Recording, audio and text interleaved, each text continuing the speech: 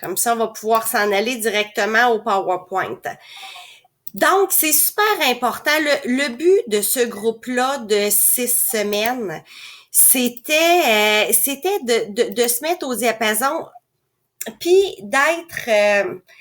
être sûr que ce que je dis, ce que je mentionne sur l'hygiène de base, l'alimentation et tout ça, ce soit bien compris, puis vous donner les trucs. Quand on est en consultation, quand on est en rencontre, ça va super vite. En 1 heure et demie, des fois 2 heures, on va passer du coq à l'âne à parler de l'alimentation, du sommeil, de vos problèmes de santé. Puis finalement, je me rends compte que plusieurs notions que je vais donner vont être moins bien assimilées. Donc, aujourd'hui, dans un premier temps, mon but, c'était de se remettre à jour et à date sur la base de l'hygiène, mais surtout au niveau alimentaire, les choix à faire, les choix à ne pas faire.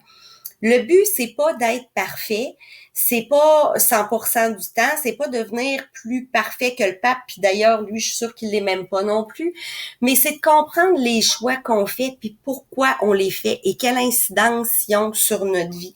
Donc, vous allez voir, aujourd'hui, j'ai un PowerPoint qui est quand même assez... il y a quand même du stock dedans. Je vais essayer de le parcourir. Vous allez au complet, puis je vais vous le transmettre. Donc, vous allez avoir toute l'information qu'on va discuter aujourd'hui. Vous allez avoir accès à mon guide de référence aussi où j'ai des recettes, où j'ai des notions sur les xénoestrogènes, les aliments riches en histamine, les food maps. Pour certains, ils ont déjà entendu cette notion-là, puis pour d'autres, j'en parle, puis on n'est pas trop sûr de qu'est-ce que ça mange en hiver. Donc, vous allez avoir toute cette information-là aussi qui va vous permettre des fois de comprendre un petit peu mieux les symptômes que vous pouvez vivre dans votre corps.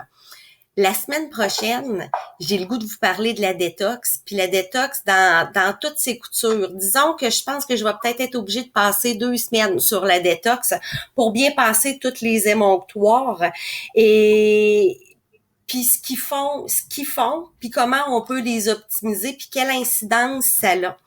Si vous avez le goût d'embarquer dans le 2 semaines, 1 semaine détox fruits et légumes plus précisément, puis la 2e semaine en low carb, vous allez pouvoir être quelques-uns qui vont pouvoir se supporter, se challenger. On peut se servir du groupe Facebook que j'ai créé, mais si vous décidez d'embarquer dedans, vous allez savoir comment la faire, pourquoi la faire, puis qu'est-ce que ça va vous donner de bon, puis comment vous allez pouvoir l'adapter en fonction de votre problématique. Donc, je ne suis dans aucune religion alimentaire. On va en parler un petit peu plus en profondeur. Je suis pas nécessairement keto, je suis pas nécessairement végétarienne, je suis pas végane. Il fut une époque où j'ai très, très, très haute protéine, puis je jurais que par ça. Aujourd'hui, j'ai lâché mes religions, puis je suis plus sur le gros bon sens, surtout sur la base. Ce qui nage, ce qui court, ce qui vole, ce qui pousse, c'est ce qu'on doit manger, le moins d'aliments transformés. Mais pour le reste, au niveau des protéines, au niveau des gras, puis au niveau des glucides, l'apport quotidien de chacun, en fait, c'est en fonction de ce que le métabolisme est capable de gérer. Donc, on va essayer de démystifier tout ça un peu aujourd'hui, puis au cours des 6 prochaines semaines. Si vous avez des questions, vous gênez pas. Des sujets que vous voulez approfondir, vous gênez pas non plus. J'ai le goût de vous transmettre de l'information qui va vous faire triper, qui va vous faire vibrer, puis qui va vous faire comprendre pourquoi vous faites les choix que vous décidez de faire au niveau alimentaire, au niveau des activités physiques ou au niveau des activités de détente. Alors, au niveau des informations de base, biologique, on n'est pas obligé de manger tous les aliments biologiques. Biologique, on y va pour les produits céréaliers, les riz, les légumineuses, les noix, les graines, les œufs. Idéalement, les produits laitiers, les viandes, les fruits et légumes. Les fruits et légumes, c'est selon le Dirty Dot Zone ou les aliments qui sont safe. Plus loin dans le document, on va y revenir, puis je vais pouvoir vous les montrer, où on priorise les achats locaux. Au niveau des produits laitiers, les produits laitiers, pour ceux qui me connaissent un petit peu plus, vous le savez, je suis pas nécessairement une anti-produit laitier, je suis pas nécessairement une anti-gluten. Tout dépendamment qui j'ai devant moi, je vais ajuster mon langage en fonction des intolérances ou du niveau inflammatoire qu'ils peuvent avoir. Par contre, au niveau des produits laitiers, biologique, c'est vraiment un plus, plus, plus, plus, plus. Par contre, ce qui est plus important de tout, c'est de ne pas avoir de substances laitières modifiées. La substance laitière modifiée, c'est les résidus de pasteurisation du lait. C'est la scrap, c'est la cochonnerie. C'est ultra inflammatoire. Et ils en mettent partout, ils en cachent partout. Tantôt, on va passer un petit peu les ingrédients puis le tableau de valeur nutritionnelle pour vous aider à vous y retrouver un petit peu plus. Puis vous allez voir, il y a des endroits où on n'aurait pas pensé, où la substance laitière va être ajoutée. Au niveau du gluten ou les produits céréaliers qui contiennent du gluten. En fait, au niveau des produits céréaliers, il faut absolument que ce soit biologique. Puis la raison est simple. Ils arrosent d'insecticides, pesticides 3 à 4 jours avant la récolte. Donc, 85% des produits testés ont des niveaux supérieurs à la norme d'insecticides et de pesticides résiduels. Donc, c'est hyper important. Il faut y aller au niveau biologique à ce niveau-là et idéalement des grains entiers non blanchis puis sans additifs alimentaires. On a, oui, les produits laitiers, on a le gluten, oui, qui sont des molécules souvent pro-inflammatoires, pro-allergènes. Mais si on regarde souvent avec quoi ils sont jumelés comme additifs alimentaires, ben là, on vient créer une explosion. Donc, c'est super important de faire la part des choses entre les produits qui contiennent du gluten de qualité, puis les produits qui contiennent du gluten qui sont de la grosse crap. On va y revenir un petit peu tantôt. J'ai décidé d'étudier quelques pains avec vous pour vous montrer les ingrédients puis vous expliquer un petit peu plus pourquoi on choisit lui, pourquoi on choisit pas lui. C'est important de bien comprendre les choix qu'on fait. Au niveau des glucides, on s'entend. Les sucres blancs, les sucres raffinés, le fructose, le glucose, le sucrose, on oublie ça. On fait un gros X sur ces choses-là. Il faut savoir faire les bons choix. Puis les glucides, c'est pas juste les sucres. C'est aussi dans les légumineuses, c'est aussi dans des produits laitiers, c'est dans plusieurs aliments transformés, mais sous de mauvaises formes. Mais les glucides, on peut en retrouver partout. C'est important de faire les bons choix. Puis les bons choix, on les fait comment? On les fait en fonction, de la qualité et de la source de glucides, mais aussi en fonction de ce que notre corps est capable de gérer en frais de glucides et de l'apport physique que notre corps, qu'on a besoin parce qu'on va faire du sport. Donc, c'est super important de prendre ces notions-là en compte. Les gras, évidemment, il faut arrêter d'avoir peur. On a eu une campagne de peur au niveau des gras. Il faut optimiser les avocats, les œufs, les huiles de coco, les huiles d'avocat, les huiles d'olive. Et oui, même le beurre. Vaut mieux le beurre à la margarine. La margarine, c'est un paquet de n'importe quoi. Donc, on choisit nos bons gras. Puis, il faut pas oublier la protéine. Puis, la protéine, souvent, il nous en manque dans notre alimentation. Donc, je vous ai laissé un petit calcul bien facile pour savoir quel apport en protéines vous devriez avoir besoin de façon journalière.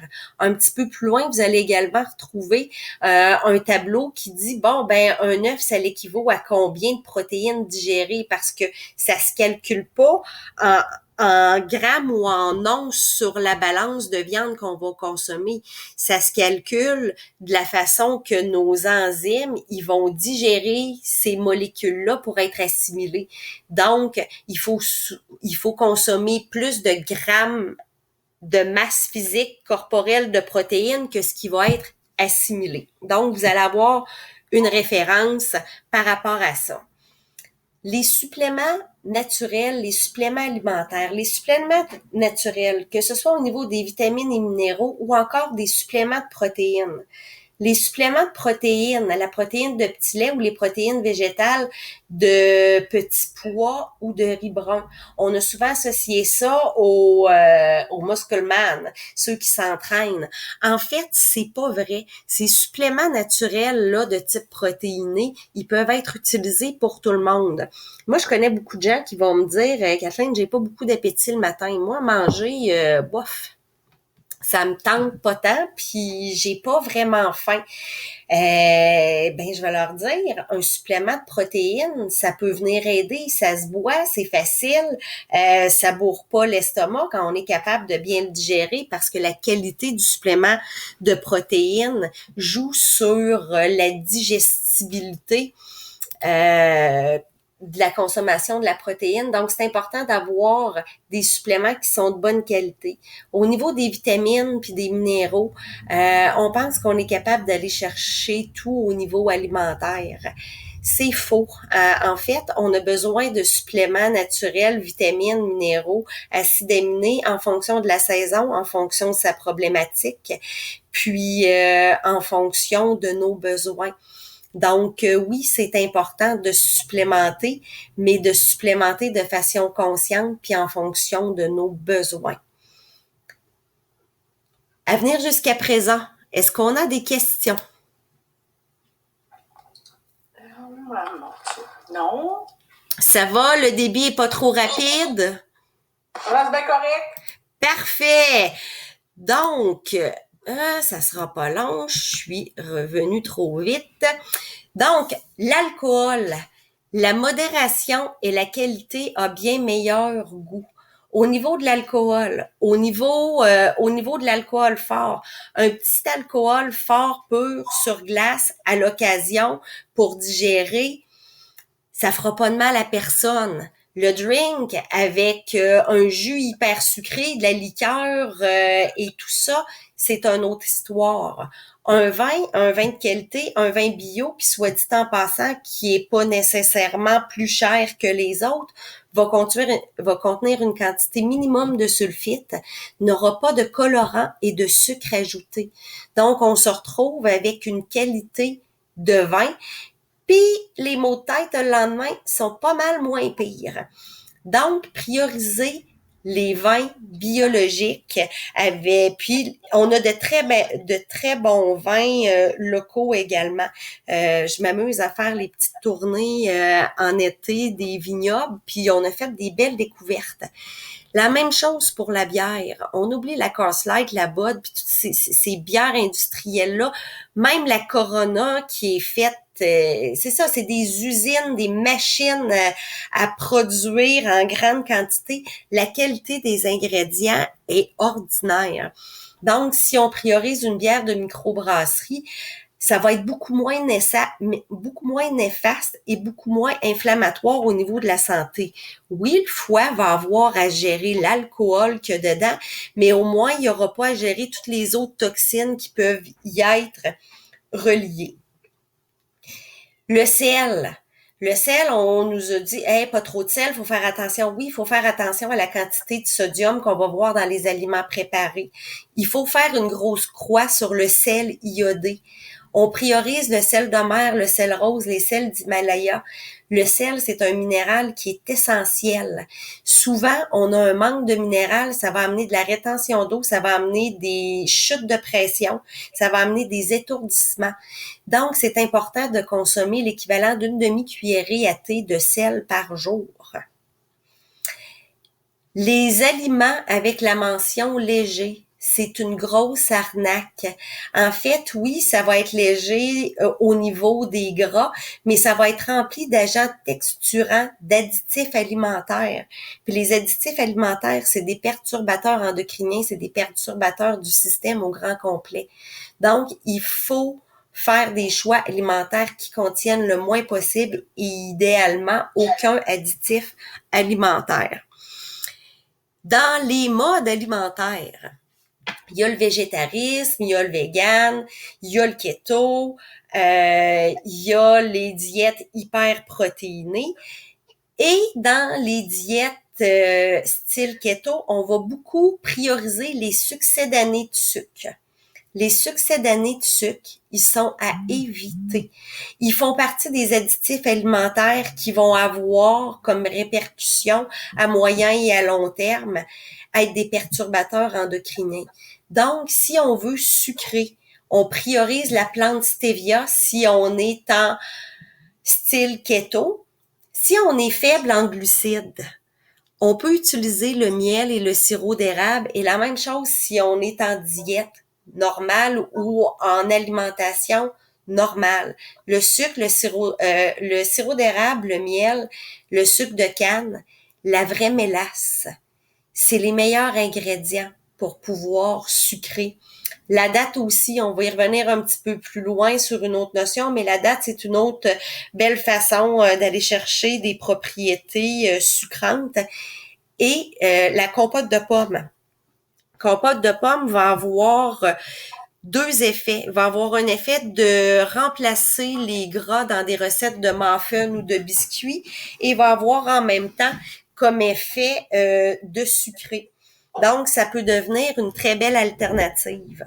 Pour ceux qui suivent mon groupe de recettes ou qui me suivent un peu sur Facebook, vous avez vu des images passées de gaufres, de muffins et de biscuits que j'ai faites en fin de semaine. Je me suis servi de compote avec à peine de sirop d'érable, mais j'aime beaucoup la vanille, puis je vais jouer avec la cannelle, je vais jouer avec la muscade, je vais aller chercher du goût, mais avec autre chose que du sucre. Revenons au sucre. En fait, au niveau des sucres, on a l'index glycémique et on a la charge glycémique. Ici, on voit plus ou moins bien, mais vous avez le lien où on a le tableau des aliments avec index glycémique bas, index glycémique moyen et index glycémique élevé. Évidemment, on priorise toujours les index glycémiques qui sont bas. Au niveau des index glycémiques moyens, on peut s'en servir dans des journées d'entraînement, des journées où on était plus actif pour nous aider. Puis quand on y va dans les index glycémiques élevés, disons qu'on peut calculer ça comme une gâterie. Par contre, au niveau des index glycémiques, il faut toujours prendre en compte la charge glycémique. Il y a une différence entre les deux que je vais vous expliquer. L'index glycémique, c'est la quantité de sucre que l'aliment va contenir, puis qui peut avoir une incidence sur notre glycémie. La charge glycémique, elle, c'est la vitesse à laquelle cet aliment-là va faire augmenter notre taux de sucre dans le sang. Donc, je vais prendre un exemple. On va prendre l'exemple de la date. La date a un index glycémique de 45.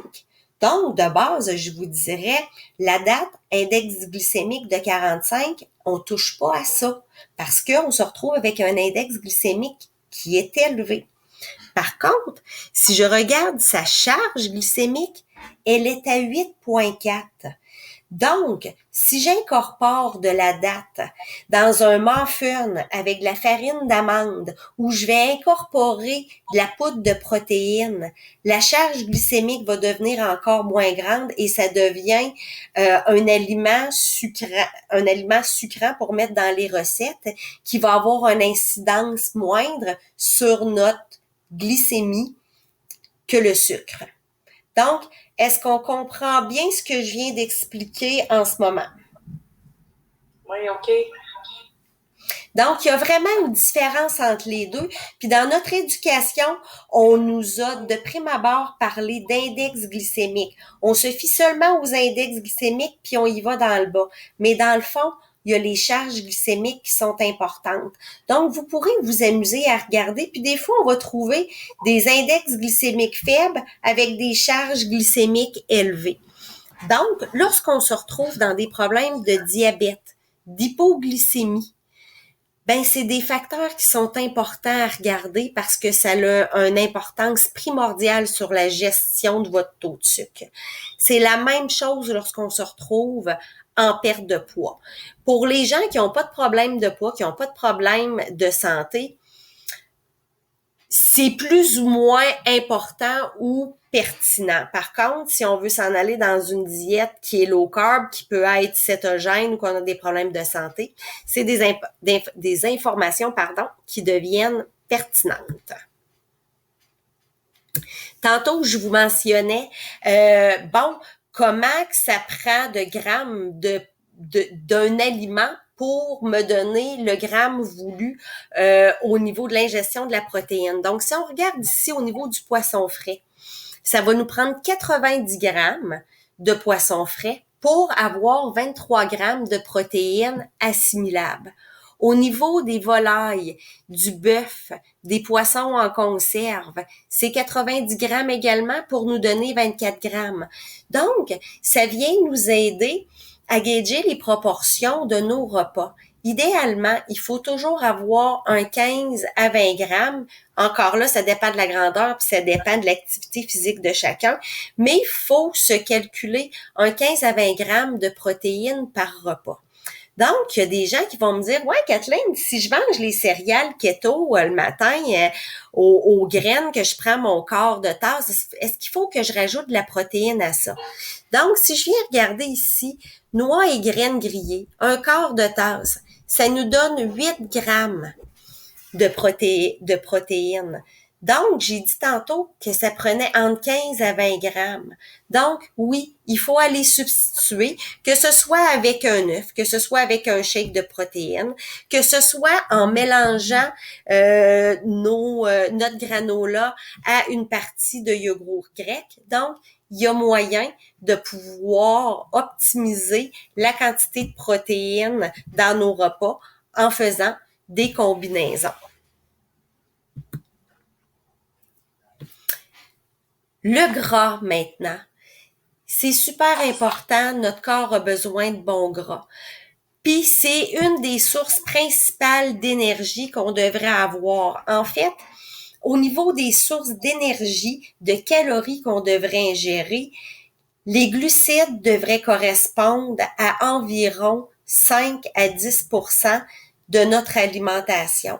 Si on est très sportif, on peut monter à du 15%, mais pour le commun des mortels qui est plus ou moins actif, qui fait pas de gros sport et tout ça, on devrait se limiter un 5 à 10% d'apport en glucides dans notre alimentation. Évidemment, si on a des problèmes de santé chronique, 5%, ça serait le maximum. Et le reste, on va le jouer entre le gras et la protéine. Comment savoir le reste de notre assiette doit être comporté en comment de pourcentage de gras ou en comment de pourcentage de protéines? Comment on fait pour le savoir? En fait, c'est distinct à chacun. Ça dépend de votre système digestif. Donc, il y a des gens qui vont avoir un estomac très, très lent. Ces gens-là, je ne peux pas les mettre avec un trop grand apport en protéines. Ça va jamais. C'est l'estomac qui est responsable en un premier temps de la digestion des protéines. Donc, si l'estomac est pas fort, qu'on se retrouve avec des reflux gastriques ou des brûlements d'estomac, on peut pas se retrouver dans un premier temps avec une diète qui est hyper protéinée. Dans un autre cas, il y a des gens qui vont avoir le foie hyper lent. Eux autres, là, quand ils vont manger du gras, là, ils voient pas l'heure de digérer, ça jamme eux autres aussi, mais pour une autre raison. Ben, eux autres, on pourra pas leur dire de manger une très grande quantité de gras comme source d'énergie parce qu'on va ralentir leur digestion. Donc, il faut vraiment prendre en compte la façon que vos enzymes digestives fonctionnent et quelles sont vos faiblesses. Donc, le gras est hyper important pour l'absorption de certaines vitamines et minéraux et nutriments, l'absorption des vitamines liposolubles telles la A, la D, la E, la K, la fabrication de la membrane cellulaire, toutes nos cellules, toute la gaine protectrice de notre système nerveux, c'est les gras qui s'occupent de faire la force de ça. Les gras sont en lien avec la coagulation du sang, avec le niveau inflammatoire, puis à la synthèse des hormones sexuelles et du cholestérol. Donc, le gras, il est primordial pour le fonctionnement de notre système en entier. On peut plus facilement se priver de sucre dans notre alimentation que de gras. On peut très bien survivre en s'alimentant que de protéines et de gras et pas de glucides parce que la synthèse de la protéine va générer le nombre de glucides que le corps a besoin pour fonctionner. Puis en fait, c'est le cerveau qui a surtout besoin de glucides pour fonctionner. Comment se démêler sur une étiquette nutritionnelle? En fait, il y a des choses hyper importantes à regarder. J'ai beaucoup de gens qui me disent, Kathleen, là, au niveau des glucides, comment je fais? Je capote. Donc, si on regarde au niveau des glucides, carbohydrates, ici, on retrouve 26 grammes de glucides. On se retrouve avec 0 grammes de fibres, puis on se retrouve avec 22 grammes de sucre. Donc, on se retrouve avec 26 grammes de glucides qui rentrent direct dans le body puis qui demandent à l'insuline d'être sécrétée pour faire descendre le taux de sucre. Si on avait eu un indicateur à la fibre, exemple, marqué 15 grammes de fibres, on prend le total des glucides moins le nombre de fibres, qui ici, si on avait 15 grammes de fibres, nous donnerait 11 grammes de glucides. Ce 11 grammes de glucides-là, c'est le glucide actif. En fait, c'est le glucide qui va demander à être géré par l'insuline. Donc, lorsqu'on veut savoir si un aliment qu'on va acheter va avoir le nombre de glucides adéquat, on prend toujours le nombre de glucides carbohydrates moins le nombre de fibres. Idéalement, on veut un 5 grammes de fibres, de glucides actifs, un maximum de 15. Si on se rend à 15, ce qu'on peut faire pour être capable de tamponner l'absorption du sucre dans le sang, c'est de venir augmenter l'apport en protéines. Plus qu'on va avoir de protéines qui vont être consommées avec un sucre, moins son index glycémique puis sa charge glycémique va être élevée. Donc, c'est des petits trucs parfois qui peuvent être utiles. On a un petit goût de sucré, ben on vient le combiner avec une source de protéines pour venir le tamponner. Donc, lorsqu'on regarde une étiquette, on vient toujours regarder les gras, le fat. Les gras saturés, on a besoin de gras saturés. C'est des gras trans qu'on veut pas. Par contre, au niveau des gras trans, je ne sais pas si vous avez remarqué, dans les dernières années, ils ont beaucoup changé les quantités sur certains produits en diminuant les emballages. Il y a une question de coût, réduire les coûts pour pouvoir vendre au même prix puis avoir une plus grande rentabilité, mais il y a aussi une incidence sur les gras trans au niveau des gâteaux, des chips puis toutes ces choses-là. En diminuant le nombre de grammes par portion, on se retrouve avec des gras trans en bas d'1 gramme, donc ils sont plus obligés de le marquer, mais il reste qu'il y a des gras trans quand même. Donc, les gras trans, c'est sûr que dans les chips, il y en a, dans tout ce qui est frit, dans les huiles et tout ça, il y en a. Donc, même si c'est pas marqué sur l'étiquette, en fonction de ce qu'on a choisi comme aliment, il faut penser aux gras trans.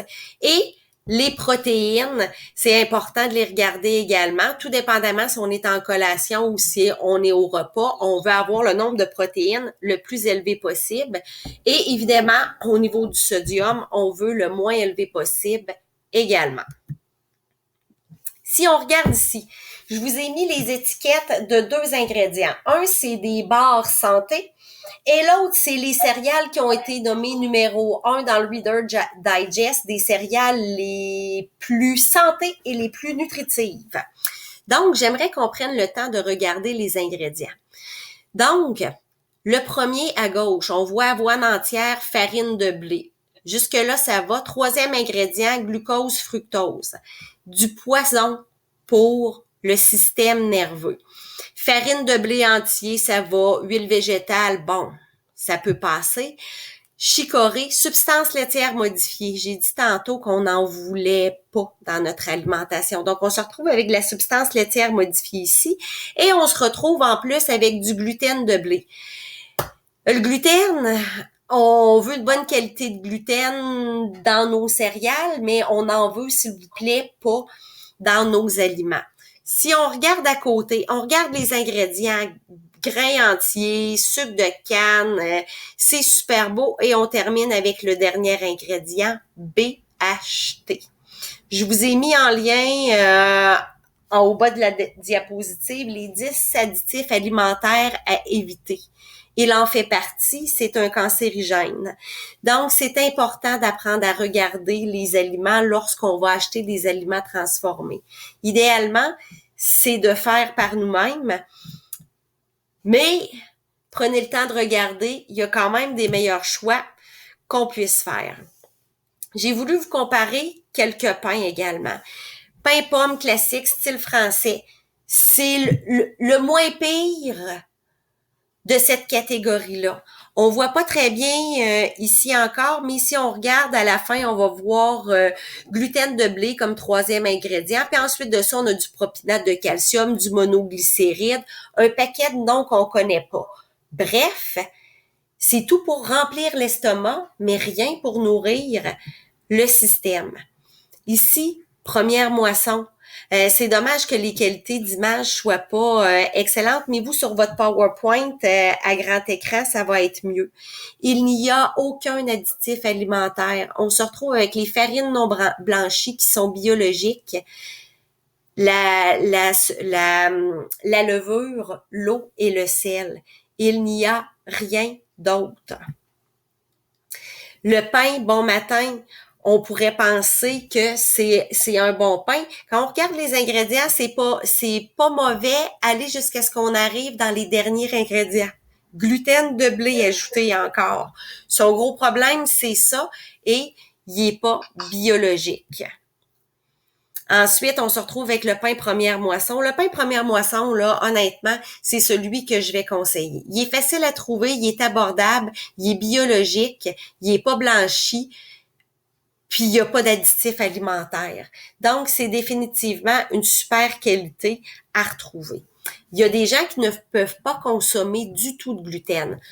Le pain, le pain, c'est à consommer à l'occasion, que ce soit avec gluten ou sans gluten. Mais le pain sans gluten, il y a 2 pains qui m'ont été recommandés par mes clients. J'ai regardé les ingrédients, c'est passable. Donc, il y a le U10, puis il y a le Norton Bakehouse. Et il y a aussi le pain première moisson. Encore une fois, sur toute la ligne, c'est mon préféré.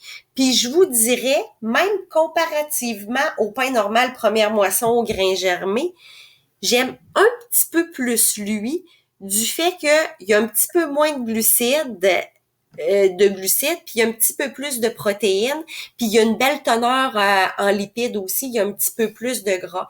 Donc, ça se trouve à être une super belle alternative. L'inflammation, maintenant.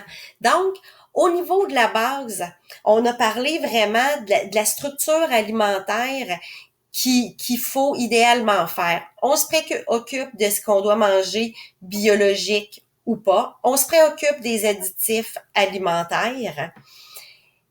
Mais malgré tout ça, en dehors de tout ça, on peut avoir de l'inflammation. L'inflammation, on le voit souvent comme un petit diable, mais il est nécessaire dans notre corps pour le processus de réparation. Mais ça a été prouvé que l'inflammation chronique est associée à presque tous les problèmes de santé. Puis l'inflammation, sa cause première, c'est les intolérances, les sensibilités alimentaires, puis les perturbateurs environnementaux. Donc, l'inflammation chronique, les signes qu'on peut y avoir, le diabète, l'arthrite, les maladies cardiovasculaires, dépression, obésité, asthme, allergie, Parkinson, cancer, douleurs chroniques, maux de dos, infections fréquentes. Donc, on peut vraiment avoir plusieurs problèmes par l'inflammation. Les aliments pro-inflammatoires, tous les produits céréaliers, principalement ceux contenant du gluten, les produits laitiers, les aliments qui sont cuits au barbecue, le tofu, les sucres et les aliments transformés. Les aliments anti-inflammatoires, les légumes, les noix, les bonnes huiles, les poissons, tout ce qui est les légumes verts, les petits fruits, les agrumes, les oignons, l'ail. On retrouve également le curcuma, le gingembre, la racine de réglisse, les fines herbes, les épices. Il faut apprendre à se servir de ça. Donc, qu'est-ce qu'on mange? Ce qui nage, ce qui court, ce qui vole, ce qui pousse. On mange à volonté des légumes en quantité adaptée, viande, poisson, fruits de mer, bon gras. C'est vos enzymes digestives qui vont faire foi de la quantité de ces aliments-là que vous allez manger. Modérément, les fruits, les légumineuses, les produits laitiers, les grains entiers, les céréales. Et si on est intolérant ou sensible des allergies alimentaires ou des sensibilités alimentaires, on élimine complètement ces aliments-là. Et occasionnellement, les aliments plaisir. Vous retrouverez également mes suggestions de pâtes, parce que oui, vous pouvez manger des pâtes, mais des pâtes de légumineuses, des pâtes de riz brun, des pâtes de pois chiches, des pâtes d'edamame. Donc, vous retrouvez... On va continuer à partager le tout. Alors voici au niveau des pâtes.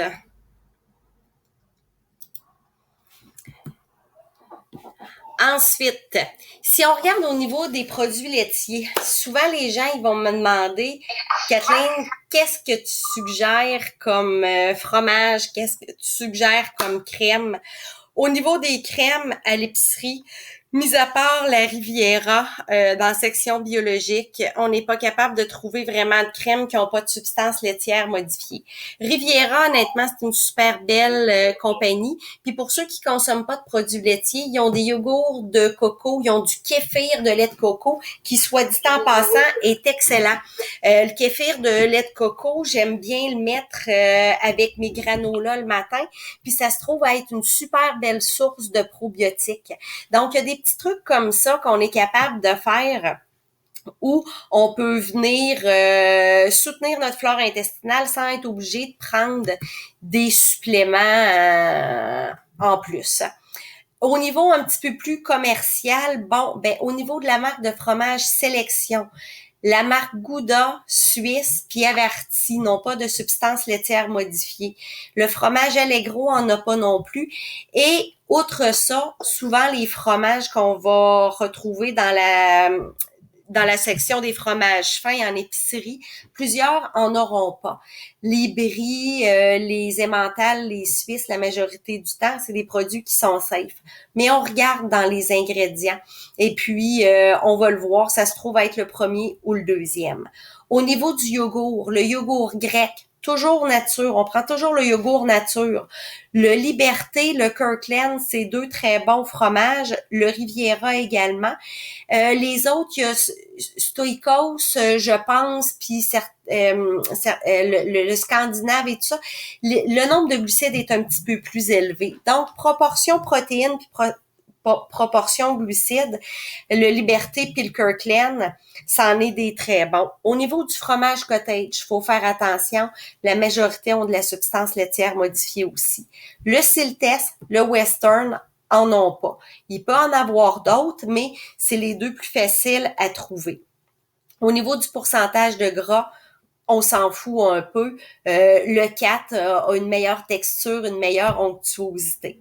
Pour ceux qui aiment le fromage à la crème, j'ai trouvé le Skyr, qui est une imitation de fromage à la crème à base de fromage, de yogourt, qui goûte la même chose que le fromage à la crème et qui ne contient pas de substance laitière modifiée. Le yogourt à la crème, c'est ça l'ingrédient, c'est la substance laitière modifiée au niveau des produits laitiers. On n'en veut pas de ça idéalement. Pour ceux qui ne sont pas Costco et qui veulent avoir des noix, des graines, des légumineuses, des riz basmati, des riz sauvages de façon abordable, on a la compagnie Yupik Organique. Je vous ai laissé les liens sur Facebook, sur le diapo, mais en même temps, je voudrais en profiter pour vous montrer quelque chose.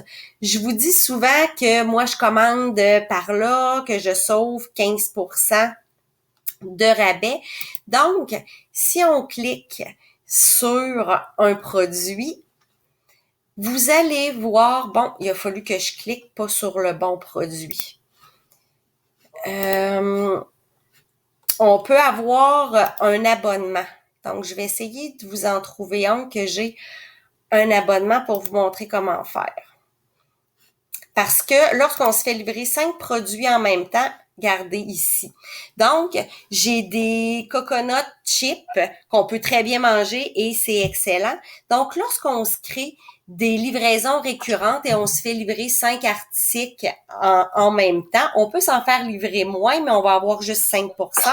Mais à 5 articles et plus, on se retrouve à avoir 15%. Et il n'y a pas de frais de livraison. Si on regarde en bas ici, on dit, ben, au combien de temps je les veux? Au mois, ou 3 mois, ou 4 mois, ou aux 6 mois. Donc, on configure comme ça. Au temps venu, si on n'a pas besoin de l'article, on peut le canceller. Donc, pour moi, c'est la façon la plus économique, autant au niveau du temps que de l'argent, de pouvoir m'alimenter de façon saine, de façon biologique, sans que ça me coûte un bras et une jambe. Au niveau des pâtes que je vous ai montré tantôt, je surveille les spéciaux chez Avril. Quand ça tombe en spécial chez Avril, Explore Cuisine puis Zéro Dol, j'achète en quantité à ce moment-là. Ça revient meilleur marché. Au niveau des produits biologiques, encore une fois, sur Amazon, Organique 365, il y a moyen de bien se débrouiller avec ça. Au niveau du café, j'achète mon café à ce niveau-là aussi. C'est la majorité des articles qui peuvent bonifier du 15% de rabais. Au niveau des beurres de noix, j'utilise New World. J'ai trouvé à venir jusqu'à présent que c'était le meilleur rapport qualité-prix. Donc, c'est un produit, ce que je vous présente, c'est des produits, la majorité, qui sont au moins canadiens. Donc, c'est local à grande échelle, mais c'est pas des États-Unis. Et le lait de coco. Le lait de coco, c'est le meilleur rapport qualité-prix que j'ai trouvé qui ne contient pas de gomme de goire. On se retrouve uniquement avec du coco. Donc, je vous ai laissé là aussi les liens. Moi, Amazon, c'est devenu mon meilleur ami. L'huile MCT, qui est une huile à chaîne triglycérine moyenne qui est super bonne pour la santé, et l'huile de coco, encore une fois, c'est chez Amazon que je les achète où j'ai trouvé le meilleur rapport qualité-prix. Je vous parlais tantôt des aliments absolument consommés bio. Donc, le Dirty Dozen Zone, les fraises, les épinards, le kale, les nectarines, les pommes, les raisins, les pêches, les cerises, les poires, les tomates, le céleri et les patates, absolument à consommer biologique. Ceux où on s'en fout un peu, on a les avocats, on a le maïs, on a l'ananas, on a l'oignon, la papaye, les pois mange-tout, l'aubergine, les asperges, le chou-fleur, le cantaloupe, le brocoli, les champignons, le chou, le melon-miel et le kiwi. Donc, on a quand même une belle variété de produits qu'on peut utiliser de façon safe, puis sans qu'ils nous ruinent également. Quoi boire? Nous avons parlé un peu de quoi manger, mais quoi boire? À éviter les jus, les liqueurs, les boissons énergisantes, l'alcool. À boire avec modération, le café, le thé, le vin rouge, les jus de fruits maison, les smoothies de fruits. Pourquoi jus de fruits maison puis smoothies de fruits avec modération? À cause de leur charge puis de leur index glycémique. À partir du moment où on fait des jus, on se retrouve qu'avec le sucre des fruits, on n'a plus les fibres. Puis au niveau des smoothies, on a les fruits entiers, mais c'est à faire attention. On a toute une quantité maximum de glucides qu'on peut ingérer dans une journée. À prioriser, l'eau, les tisanes, les eaux de fruits, les kéfirs d'eau maison, les kombucha maison, les jus verts, les smoothies verts, les jus avec citron, les boissons froides ou chaudes, médicinales. Recettes et références. Donc, j'ai préparé un beau guide ici au début de l'été, au début de l'année, avec toutes sortes d'informations. Donc, si on regarde, on a la table des matières, on va leur parcourir un petit peu plus à chaque fois, mais aujourd'hui, l'endroit où je voulais vous amener, c'est à quoi boire. Ici, les breuvages. Donc, si on clique sur la table des matières, vous allez voir kéfir d'eau. Je vous ai mis 2 liens pour avoir les recettes. Le kombucha, c'est la même chose. On a des matcha green tea latte, donc ça nous donne d'autres alternatives au café. Recette de matcha moringa, du lait d'or. Lait d'or, là, c'est un super breuvage qui est anti-inflammatoire. Donc, moi, je conseille à tout le monde d'en boire un par jour. Le bouillon d'os, c'est la même chose, rempli de collagène, de sels minéraux. Donc, je vous suggère fortement également de boire une tasse de bouillon d'os par jour. Si vous continuez à parcourir, vous allez voir également collation. Donc, je vais vous faire parvenir ce document-là avec le PowerPoint. Je vais restructurer l'enregistrement d'aujourd'hui, puis je vais vous le partager. Comme ça, vous allez pouvoir vous y référer en cas de besoin.